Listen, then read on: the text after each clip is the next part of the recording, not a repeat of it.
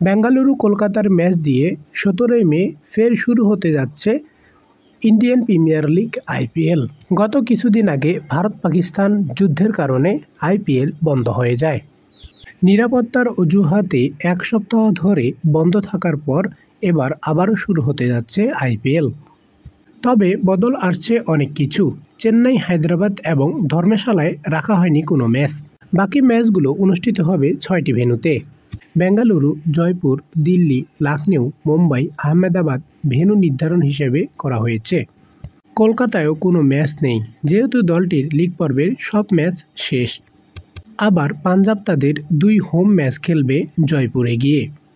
BCCI এর বিবৃতিতে বলা হয়েছে, সরকারের নিরাপত্তা সংস্থা এবং সংশ্লিষ্ট সবার সঙ্গে ব্যাপক আলোচনার পর আইপিএল পুনরায় শুরু করার সিদ্ধান্ত নিয়েছে বোর্ড।